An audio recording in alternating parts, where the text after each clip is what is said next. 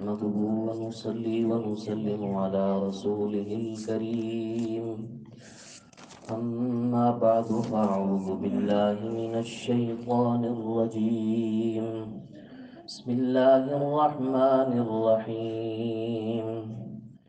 يا أيها الذين آمنوا اجتنبوا كثيرا من الظن إن بعض الظن إثم ولا تجسسوا ولا يغتب بعضكم بعضا أيحب أحدكم أن يأكل لحم أخيه ميتا فكرهتموه واتقوا الله إن الله تواب رحيم.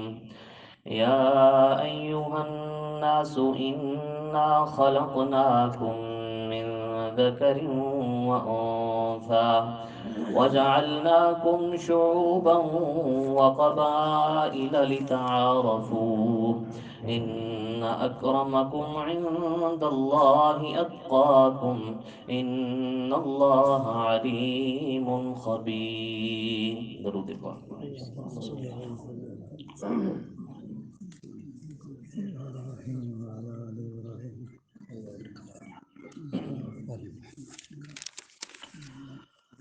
قابل احترام سامعین کرام، رمضان کی مبارک ساعتوں میں درس قرآن کی جو مبارک نشستیں ہمیں نصیب ہوئیں، اس میں ہم نے سورۃ الحجرات کے بیان کردہ اصول سیکھنے کی کوشش کی۔ اس میں اللہ رب العزت نے انسانوں کی، بالخصوص مسلمانوں کی فلاح و بہبود کے لیے 7 قوانین کا ذکر فرمایا، جن کا اجمالاً ذکر کرنا چاہتا ہوں۔ سب سے پہلا اصول یہ تھا کہ مسلمانوں کو ہمیشہ اللہ اور اس کے رسول کے حکم کو فوقیت اور ترجیح دینی چاہیے، پیچھے چلنا چاہیے۔ اللہ اور اس کے رسول کے حکم سے آگے بڑھ کے وہ اپنا ایمان خراب نہ کریں۔ اور دوسرا کہ نبی کا ادب ایمان کا حصہ ہے۔ جس دل میں نبی کا ادب نہ ہو، اللہ اسے ایمان سے ہی محروم کر دیتا ہے، اس کے اعمال برباد ہو جاتے ہیں اور اسے پتہ ہی نہیں چلتا۔ تیسرا اصول یہ تھا کہ اگر تمہارے پاس کوئی بھی شخص کوئی خبر لے کے آئے تو بغیر تحقیق کے اس خبر پر رد عمل نہ دکھاؤ۔ ایسا نہ ہو وہ خبر جھوٹی ہو، یا جھوٹی نہ ہو وہ غلط فہمی پر مبنی ہو اور تم فوری رد عمل دکھا کے ایسا نقصان کر بیٹھو جس کی پھر تم تلافی نہ کر سکو۔ چوتھا قانون یہ تھا کہ مسلمانوں کو آپس میں پیار محبت سے مل کے رہنا چاہیے، کیونکہ سارے آپس میں بھائی ہیں۔ کبھی بھائیوں میں اختلاف ہو جائے تو لوگوں کو تماشبین نہیں بننا چاہیے، بلکہ انہیں سمجھا کے وہ غضب کی آگ ٹھنڈی کرنی چاہیے۔ اگر دونوں فریق صلح پہ آمادہ ہو جائیں تو ماشاءاللہ اس سے بڑھ کے اچھی بات کون سی ہے۔ اور اگر ایک فریق تو صلح پہ آمادہ ہے، دوسرا جنگ کرنے پہ تلا ہوا ہے، تو حکومت وقت زبردستی اس فریق کو مجبور کرے اور صلح پہ آمادہ کرے۔ پانچواں قانون تھا کہ مسلمانوں کو دوسرے مسلمانوں کی تحقیر نہیں کرنی چاہیے، ان کی ہنسی نہیں اڑانی چاہیے، اس سے اللہ رب العزت سخت ناراض ہوتے ہیں۔ مسلمانوں کو تانا نہیں دینا چاہیے، مسلمان کو ایسے برے نام سے ہرگز نہ پکارا جانا چاہیے جسے وہ نہ پسند کرتا ہے۔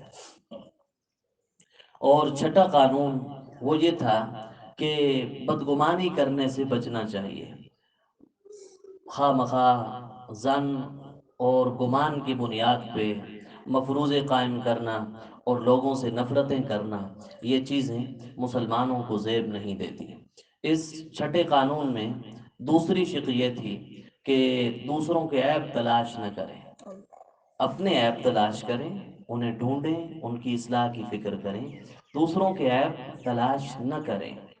اور تیسری شق یہ ہے وَلَا يَغْتَبْ بَعْضُكُمْ بَعْضًا، کہ کوئی عیب اتفاقاً آپ کے علم میں آ گیا، آپ کو پتہ چل گیا، وہ اپنے تک رکھیں۔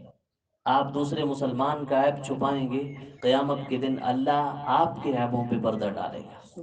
وَلَا يَغْتَبْ بَعْضُكُمْ بَعْضًا، دوسرے مسلمانوں کی غیبت نہ کریں۔ غیبت کسے کہتے ہیں؟ کسی میں پایا جانے والا عیب اس کی غیر موجودگی میں دوسروں کے سامنے ذکر کرنا۔ حدیث پاک میں یہ غیبت کی تعریف کی گئی ہے، ذکر کا خواہ کا بما یکرہ، اپنے بھائی کے وہ خامی لوگوں کے سامنے بیان کرنا جسے وہ ناپسند کرتے ہیں۔ اب ہمارے لوگ کیا کہتے ہیں، یار یہ غیبت کدھر ہے، یہ تو میں اس کے منہ پہ بھی کہہ سکتا ہوں، اس نے ایسا کیا ہے تو میں ایسا کر رہا ہوں۔ صحابہ نے بھی یہ بات حضور سے کی کہ یا رسول اللہ، جو عیب ہم ذکر کر رہے ہیں اگر واقعتاً وہ اس میں موجود ہو تو پھر آپ نے فرمایا کہ اگر وہ عیب اس میں موجود ہے پھر آپ ذکر کر رہے ہیں، اسی کا نام تو غیبت ہے۔ وہ عیب ہے نا، وہ آپ لوگوں کے سامنے بیان کر رہے ہیں فلاں ایسا ہے ویسا ہے، یہ کرتا ہے وہ کرتا ہے، یہی تو غیبت ہے۔ اگر اس میں وہ عیب نہیں ہے پھر تو آپ بہتان لگا رہے ہیں جو غیبت سے بھی بڑا گناہ ہے۔ تو بہتان الگ ہے، ایک بندے نے کام کیا ہی نہیں، آپ اس کے ذمہ لگا رہے ہیں، اور غیبت یہ ہے کہ اس میں وہ عیب پایا جاتا ہے۔ شریعت کہتی ہے جو حقیقت میں عیب موجود ہے، جو تم نے اپنی آنکھوں سے دیکھا ہے یا تم نے کسی معتبر بندے سے سنا ہے، تو اسے بھی دوسروں کے سامنے ذکر کرنے کی اجازت نہیں، چاہے جائے کہ جھوٹا الزام لگایا جائے اور بہتان تراشی کی جائے، تو یہ میرے اللہ کو ہرگز نہیں پسند۔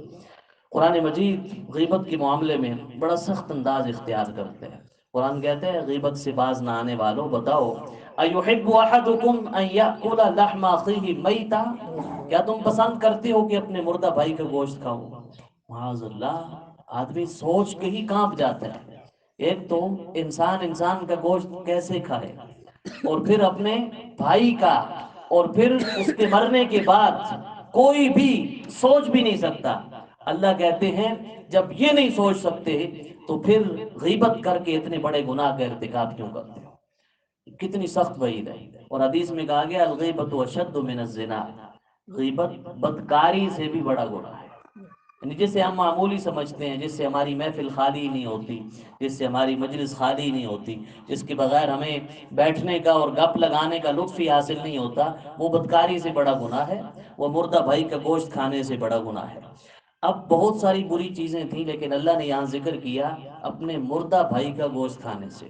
تو شخص مر جائے نا، وہ اپنا دفاع نہیں کر سکتا، آپ اس کے ساتھ جو مرضی سلوک کریں، وہ نہ بات لا سکتا ہے، نہ اپنا دفاع کر سکتا ہے، نہ آپ کو ٹانگیں مار سکتا ہے۔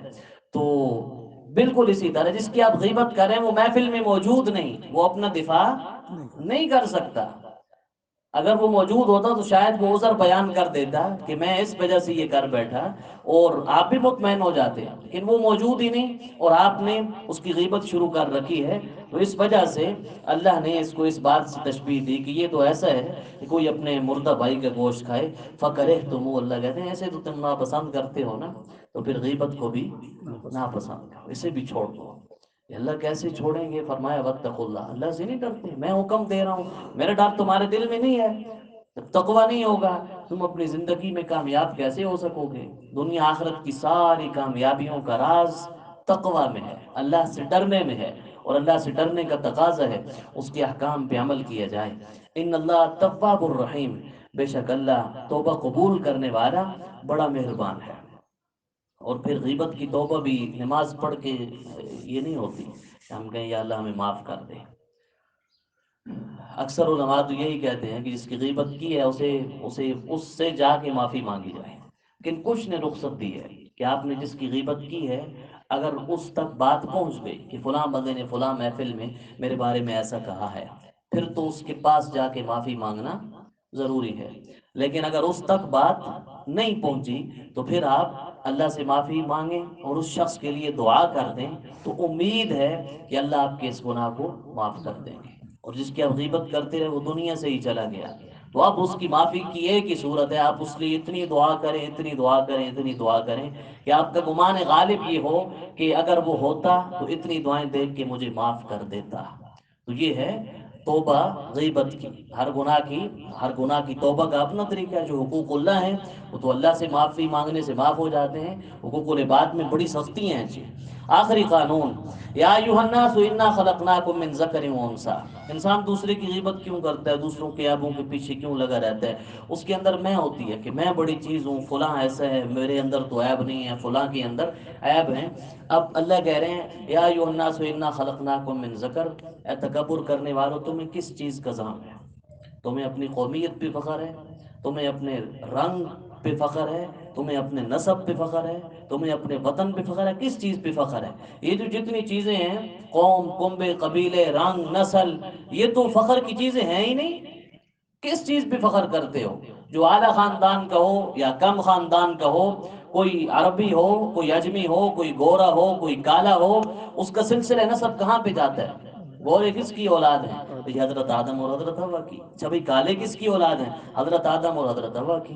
اچھا جی اعلیٰ خاندان والے کہاں سے آئے؟ وہیں سے آئے۔ کم خاندان والے کہاں سے آئے؟ وہیں سے آئے۔ اللہ کہتے ہیں یہ تو فخر کی چیز ہی نہیں ہے۔ اس میں کون سا فخر ہے؟ نبی کریم صلی اللہ علیہ وسلم نے آخری خطبے کے موقع پہ ارشاد فرمایا تھا کہ اے انسانوں، تم میں سے کسی کو دوسرے پہ کوئی برتری اور فوقیت حاصل نہیں ہے، سب بھائی ہو تم، سب ایک ہو، کسی عربی کو کسی اجمی پہ کوئی فضیلت حاصل نہیں، صرف عربی ہونے کی وجہ سے کسی کالے کو گورے پہ، کسی گورے کو کالے پہ، کسی پہ کوئی فضیلت حاصل نہیں ہے۔ قرآن بھی کہتا ہے یا ایھا الناس، اے لوگو، انا خلقناکم من ذکر و انثی، ہم نے تمہیں پیدا کیا ایک نر اور ایک مادہ سے، حضرت آدم اور حضرت حوا، وجعلناکم شعوبا، اور ہم نے تمہیں بڑے قبیلوں اور چھوٹے قبیلوں میں تقسیم کیا۔ شعوب، شعوب کی جمع ہے، بڑا قبیلہ جس کے تحت کئی چھوٹے چھوٹے قبائل ہوتے ہیں۔ لتعارفوا، اس کا مقصد یہ ہے کہ تم ایک دوسرے کی پہچان کر سکو۔ بھئی اس نام کا فلاں، فلاں نام کا بندہ، اچھا بھئی کون سا اس نام کے؟ تو شہر میں 10 بندے ہیں، وہ جی فلاں خاندان سے تعلق رکھتے ہیں۔ تو اس حد تک میرے رب نے یہ تعارف کے لیے بنایا ہے، تفاخر کے لیے ان چیزوں کو نہیں بنایا۔ حضرت علامہ شبیر احمد عثمانی رحمۃ اللہ علیہ نے اس مقام پہ لکھا ہے کہ اچھے خاندان کا اتفاقاً مل جانا، دیکھیں کسی کا کوئی کمال نہیں ہے، کوئی عربوں میں پیدا ہو گیا تو یہ اس کا کوئی کمال ہے، وہ کوئی آپ جمع، اللہ پاک نے بھیجا ہے۔ ہم اگر اجمی پیدا ہو گئے ہیں، عرب ہمیں حقیر سمجھنا شروع کر دیں تو یہ کوئی بات نہیں ہے۔ ہاں جسے اللہ نے کسی اچھے خاندان میں پیدا کیا تو یہ اس کے لیے فخر کی بات نہیں ہے، ہاں اللہ کا اس پہ فضل ہے، اللہ کا اس پہ، اب اللہ نے کیا آپ پہ فضل، آپ کو اچھے خاندان میں پیدا کر دیا، یا آپ کو ایک اچھے شہر میں پیدا کر دیا، آپ کو ایک اچھے علاقے میں پیدا کر دیا، آپ کو خوبصورت بنا دیا، تو یہ اللہ کا فضل ہے نا۔ اس فضل کا تقاضا یہ ہے کہ تم اس کے شکر گزار بندے بنو، نہ یہ کہ اس وجہ سے تم دوسروں کو حقیر سمجھنا شروع کرو۔ یہ تو تم خدا کے فضل کی، خدا کے انعام کی ناشکری کر رہے ہو نا۔ جو چیز آپ اپنے اختیار سے حاصل کرتے ہیں اس پہ آپ کریں فخر، جی یہ میں نے اتنی محنت کی ہے، میں یہ بن گیا ہوں، اگرچہ اس پہ بھی کرنا نہیں چاہیے، لیکن اگر ہوتا ہی ہو تو اپنے کیے پہ فخر کرو نا۔ جس چیز میں تمہارا 1% بھی اختیار نہیں ہے اس پہ تم کیوں فخر کرتے ہو؟ تم سب آدم اور حوا کی اولاد ہو۔ ان اکرمکم عند اللہ اتقاکم، اللہ کہتے ہیں میں نے ایک معیار بنایا ہے، پیمانہ بنایا ہے، اس پہ میں پرکھتا ہوں، اس پہ میں جانچتا ہوں، میں دیکھتا ہوں کہ میرا ڈر کس کے دل میں زیادہ ہے۔ جس کے دل میں جتنا زیادہ ڈر ہے نا وہ اتنا زیادہ معزز ہے، وہ اتنا زیادہ محترم ہے، خواہ وہ جس بھی کنبے قبیلے سے تعلق رکھتا ہے، اس کے پاس رہنے کے لیے اچھا گھر ہے یا نہیں، اس کا رنگ کالا ہے یا گورا ہے، وہ عربی ہے یا عجمی ہے، وہ اعلیٰ خاندان سے ہے یا کم خاندان سے ہے، اللہ کو اس چیز کی پرواہ نہیں۔ ہاں اللہ دلوں پہ نظر رکھتا ہے، ان اکرمکم عند اللہ اتقاکم، اللہ صرف اور صرف تقوی کو دیکھتے ہیں۔ اللہ کے نزدیک عزت کا معیار تقوی ہے۔ یہاں ایک بات قابل ذکر ہے کہ شادی کا جب معاملہ آتا ہے نا تو شریعت نے ایک ذکر کیا ہے کف کا، کہ مرد اور عورت آپس میں برابر ہونے چاہیے۔ بہت ساری چیزیں ہیں، ان میں خاندان بھی ہے کہ ان کا خاندان برابر ہونا چاہیے۔ اب ایک طرف قرآن یہ ترغیب دے رہا ہے کہ بھائی کسی کو اس خاندان کی وجہ سے کسی کو کوئی فوقیت حاصل ہے ہی نہیں، اور دوسری طرف خود شریعت کا مسئلہ ہے کہ عورت اور مرد وہ ایک خاندان سے تعلق رکھتے ہوں. اس کی تفصیل تو فقہ میں ہے، بہرحال یہاں اس سوال کا جواب دینا میں ضروری سمجھتا ہوں. تو اس کی وجہ یہ نہیں کہ خاندانوں کی وجہ سے کوئی مسائل پیدا ہوتے ہیں یا ایک خاندان والے اعلیٰ ہوتے ہیں اور دوسرے والے کم ہوتے ہیں. اس کی وجہ صرف اور صرف یہ ہے کہ ایک خاندان کے لوگوں کے مزاج آپس میں ملتے ہیں، اور شادی کے بعد زندگی گزارنے کے لیے مزاجوں کی ہم آہنگی یہ بہت ضروری ہے. اگر مزاج نہیں ملیں گے تو پھر نوبت طلاق تک جا پہنچے گی. تو عموماً یہ ہوتا ہے کہ ایک خاندان کے لوگ، ایک طرح کے اٹھنے بیٹھنے والے لوگ، وہ ایک جیسی پہلی زندگی گزار رہے ہوتے ہیں. جس طرح اس لڑکے کا خاندان ہے، جس طرح اس لڑکی کا خاندان ہے، جس طرح ان کا رہن سہن، جس طرح ان کا رہن سہن، ان کا اٹھنا بیٹھنا، ان کا اٹھنا بیٹھنا. تو جب ساری چیزوں میں برابری دیکھی جاتی ہے تو پھر ان کے مزاج ملتے ہیں، اور شریعت کی پوری کوشش ہوتی ہے کہ جو ایک بار عقد نکاح میں بن جائیں وہ اس رشتے کو نبھانے کی کوشش کریں. تو وہ ایک انتظامی معاملہ ہے، اس کا اس قانون سے کوئی تعلق نہیں ہے. اور یہ نہیں کہا جا سکتا کہ بھائی کم خاندان میں شریعت نے اس وجہ سے منع کیا ہے کہ شاید وہ حقیر ہوتے ہیں. یہ اس کا ہرگز مطلب نہیں، وہ ایک انتظامی معاملہ ہے. ورنہ حقیقت یہی ہے، ان اکرمکم عند اللہ یتقاکم، اللہ کے نزدیک عزت کا معیار صرف اور صرف تقوی ہے. ان اللہ علیم خبیر، اللہ کہتے ہیں میرا ڈر پیدا کرو بھائی، مجھے ہر چیز کا علم ہے. تم لاکھ پردوں میں چھپ جاؤ، ہزار پردوں کے پیچھے آ جاؤ، تم مجھ سے چھپ نہیں سکتے، مجھے ہر چیز کا علم ہے. خبیر، میں ہر چیز کی پوری خبر رکھتا ہوں. اس لیے تقوی کی چادر اوڑھ کے اللہ کے نزدیک معزز بنو، چہ جائے کہ گناہ کر کے لوگوں کے سامنے دوسرا چہرہ رکھ کے ان کے سامنے معزز بننے کی کوشش کرو. اور رمضان کا فلسفہ بھی یہی ہے، کتب علیکم الصیام کما کتب علی الذین من قبلکم لعلکم تتقون. تم پرہیزگار بنو، گناہوں کو چھوڑ دو. تم یہ سوچو کہ ہم اللہ کی خاطر وقتی حرام کو چھوڑتے ہیں. کھانا پینا حلال ہے، اپنی بیوی کے پاس جانا حلال ہے، لیکن رمضان میں یہ نہیں کرتے. دن کے وقت یہ حرام ہے، یہ وقتی حرمت ہے نا.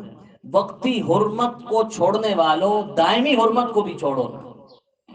جو ہمیشہ کے لیے میرے رب نے چیزیں حرام کی ہیں، بدکاری ہمیشہ کے لیے حرام ہے، غیبت ہمیشہ کے لیے حرام ہے، مسلمانوں کو عیب تلاش کرنا، آگے بیان کرنا، مسلمانوں کے بارے میں بلا دلیل بدگمانیاں کرنا، جھوٹ بولنا، دھوکہ دینا، ظلم کرنا، دوسروں کے وسائل پہ قبضہ کرنا، ناانصافی کرنا، اولاد کے ساتھ مساوی سلوک نہ کرنا، بیٹیوں اور بہنوں کا میراث میں حق نہ دینا، یہ ہمیشہ کے لیے حرام ہے. ان سے بھی بچو، پھر تمہیں روزے کا اصل مقصد حاصل ہوگا. اللہ ہم سب کو متقی بنائے اور ہم سب کی یہ رمضان کی عبادات کو قبول فرمائے. وما علینا الا